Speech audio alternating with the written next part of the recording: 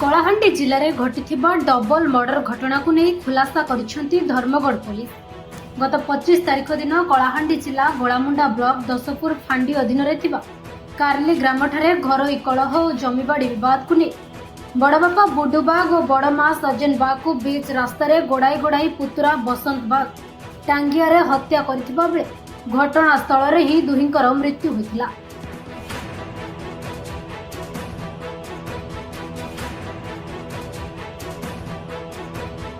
एने मृत व्यक्ति पुआ नवीन गोलामुंडा थाना रे एक लिखित अभियोग करथिले।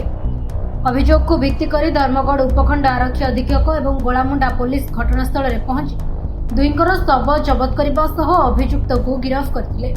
तेबे वर्तमान पुलिस प्राथमिक तदंत पर अभियुक्त कोर्ट चालान कराचिबा नहीं सांबादिक सम्मेलन रे धर्मगढ़ उपखंड आरक्षी अधीक्षक मनोज कुमार बेहरा प्रकाश करछन्ती।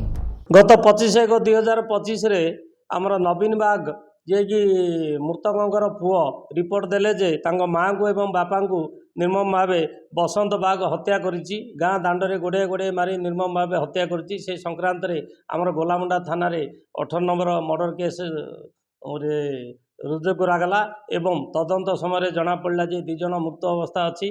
तेणु आमर साइंटिफिक टीम डॉग स्क्वाड को डकाला। गोलामुंडा आईआईसी निजे केस तदंत भार नहीं एक्यूज को धराई पाखु हाणी टांगिया एवं टांगिया बेंट और गोटे पत्थर मध्य सीज करा जाइछि। बर्तमान एक्यूज को मेडिकल पठेई आनला कोर्ट फरवर्ड करने आज चल जेहेतु तांकर गोटे परिवार लोक थिले से जमी विवाद थिला एवं घरे तांकर कली थिला सब बेले झगड़ा कली झगड़ा लागुथिले। तेणु गाँव में ए प्रकार चली से अतिष्ठ होगी 2 जन जाक हाणी बोली से भी निजे एक्यूज बसंत बाग कन्फेस कर। 25 तारिख दिन सकाଳେ ମୁଁ बजार ଯାଇଥିଲି ସାର୍। बजार आसिक କିଛି ବେଗରେ ଶାଗ ପନିପରିବା ଆଣିକି ଥୋଇ ଦେଉଥିଲି।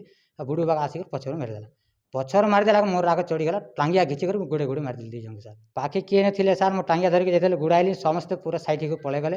ତାହାକୁ ମୁଁ ଦେଖିପାରିଲିନି ଚିହ୍ନିବି। ମୋର ରାଗ ଥିଲା 2 ଜଣଙ୍କୁ ବୁଢ଼ୀ ବାଗକୁ ସଜନ ବାଗକୁ କାଟିଦେଲି ଟଙ୍ଗିଆରେ। ଜାଣିଥିଲି ଅତିରୁ ଅତି ହେଲା ସାର୍। ଗାଁ ବାଲେ ମେମ୍ବର ସରପଞ୍ଚ କିଏ ବୁଝେଇ ପାରିଲେନି। କାହା କଥା ମାନିଲାନି ଶୁଣିଲାନି।